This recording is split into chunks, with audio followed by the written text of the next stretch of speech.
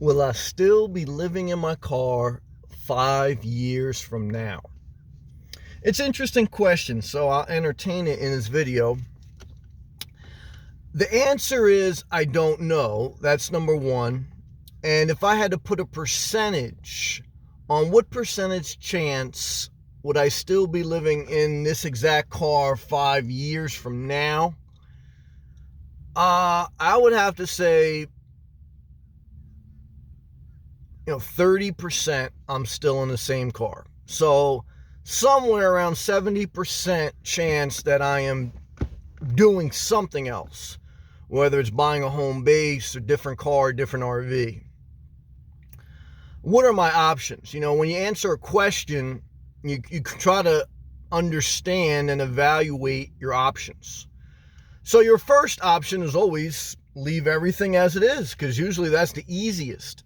The easiest option usually requires no change. Change is hard. And sometimes you shouldn't change. You should try to keep things simple. However, life is constant change, and you have to understand that time is something you don't get back. So life is meant to be lived. However, you have to be responsible and consider your goals and lifestyle that you want to achieve. So for me, look, my options are this. Number one, keep everything as it is, stay in the car I have, live how I'm living, primitive life, etc.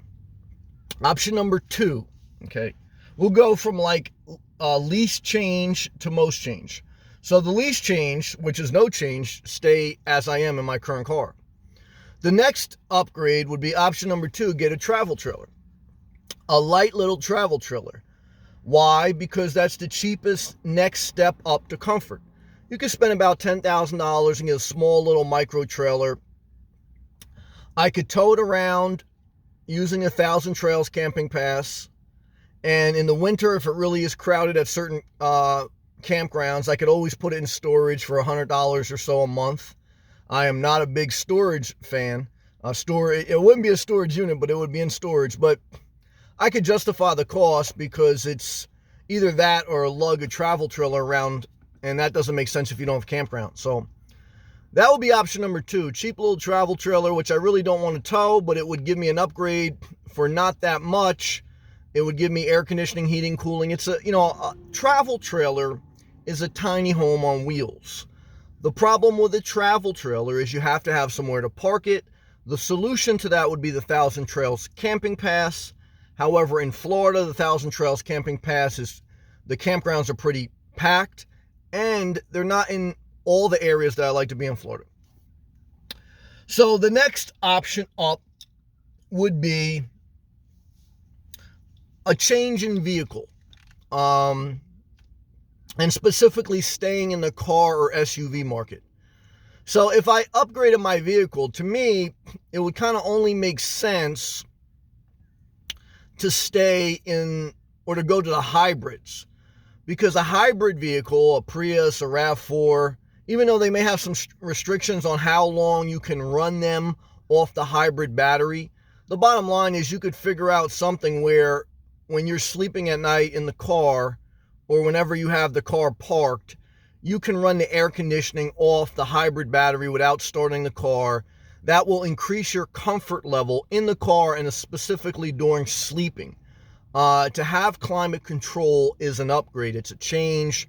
It's a worthy change. So that would be my next step up, because that would be anywhere from 25 to up to 40,000 for a new vehicle such as that. So travel trailer number one, because I could just put a tow hitch on it, tow that thing around, but that's a little bit cumbersome. Next upgrade would be a possible hybrid vehicle. The third possible upgrade, we're going now from least to greatest, different changes that I would do in the course of 5 years from now, or during the course of 5 years. The next upgrade would be a Class B. The Class B RV is a tiny home on wheels. There's no towing involved. And you basically can not only go to campgrounds and get full utility hookups, but you can stealth park in some areas, whether they're Walmarts, Crackle Barrels, wherever, and it's not like towing a travel trailer. If you have a smaller Class B, some of them, and I would look at the Corrado Axion or the Pleasureway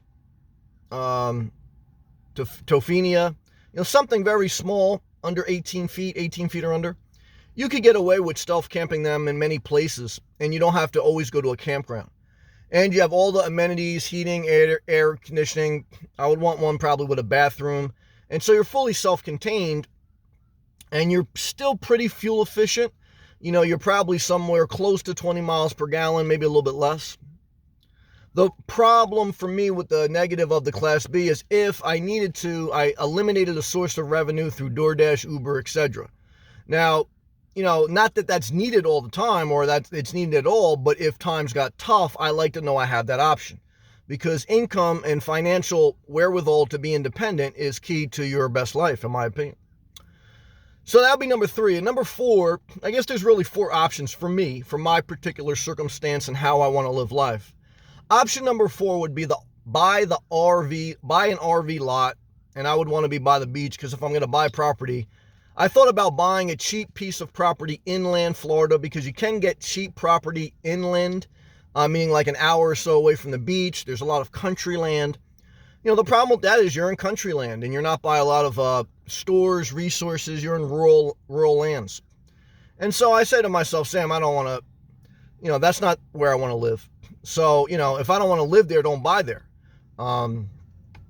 Just continue to be a nomad, continue to stay at campgrounds. So if I did buy something, then it would be an RV lot by the beach. The pro with that is I kind of secure a spot for my future. I put down roots. If God forbid I ever need to go to hospitals or, hook really into a community for the infrastructure of a community, I'm settled for the rest of my life. I mean, because you don't know how life will change 5 years and beyond.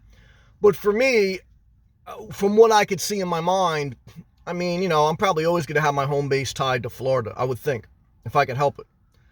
So I really wouldn't plan on selling it. However, anything can change. And that's kind of the negative with a piece of property. Like, they say over time, property value tends to go up. However, you don't make money on property until you sell it. So for me, if I don't plan on selling it, I'll never realize all the money I put into it. And then 2 is, it's a little bit of an anchor to your creativity, to your freedom. It's a blessing where it's a comfort to your mind that you have everywhere. You always have a safe, legal place to park, but you also know that you're tied in with bills, with a mental anchor to a certain area, even if you like that area. And there's something to be said for just being able to roam around, even if the reality is I don't all the time, but having the ability to roam around, there's something in the mind that's easing. There's pros and cons to all the different 4 upgrades I mentioned. And any one of them could happen from today within the next 5 years or whatever. So I'm sharing some things, specific things that I would do to change my living in the car situation. Life is constant change. So what is your plan? What do you plan to do? You can share that in the comments below. Again, for me, for 3 years, I've been living full-time in my car. I had goals and objectives, and I'll share them with you again for those who don't know. And I think you should ask yourself, even if they change, what are your goals and objectives?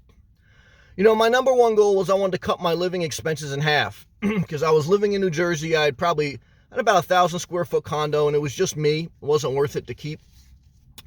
And I didn't want to live in New Jersey. So I wanted to cut my bills in half, and I wanted to leave New Jersey and mainly come to Florida.